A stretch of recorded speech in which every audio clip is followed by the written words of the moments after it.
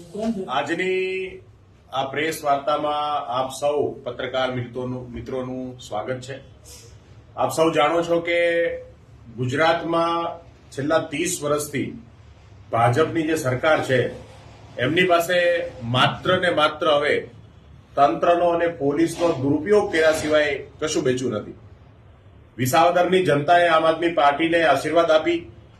આ સરકારની તાનાશાહીને સામે લડવા માટે એક નવો રસ્તો અપનાવ્યો ત્યારે ગુજરાતની અંદર આજે આખા ગુજરાતમાં લોકો આમ આદમી પાર્ટી પર આશા રાખીને બેઠા છે। જેવી રીતે આપણે સૌ જાણીએ કે મગફળીની ખરીદીની અંદર જે ગેરરીતિઓ થાય છે, મગફળીના ટેકાના ભાવે ખરીદીના કેન્દ્રો ઉપર ખેડૂતો પાસે ખોટી રીતે પૈસા પડાવવાનું જે કાવતરું છે એની ફરિયાદ મળતા આમ આદમી પાર્ટીના જિલ્લા પ્રમુખ હરેશભાઈ સાવલિયા ટીમ સાથે ખરીદી કેન્દ્ર પર પહોંચ્યા હતા અને ખેડૂતો માટે ત્યાં જયારે રજૂઆતો થઈ ત્યારે ખોટી હાથપાઈ કરી અને હરેશભાઈને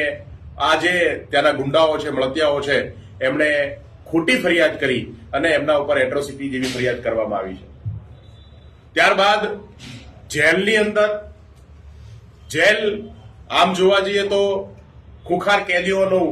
ઘર અથવા ખુખાર કેદીઓ રહેતા હોય છે, એવા સમયની અંદર જેલમાં 7 થી 8 જણાએ હરેશભાઈ સાવલિયા ઉપર હુમલો કરી અને ગંભીર રીતે ઘાયલ કરવાનું કામ કર્યું અને ત્યાર પછી ફરીથી એના ઉપર જ માર ખાવાવાળા ઉપર જ ફરીથી ફરિયાદ કરવામાં આવી, ખોટી ફરિયાદ કરવામાં આવી અને એમને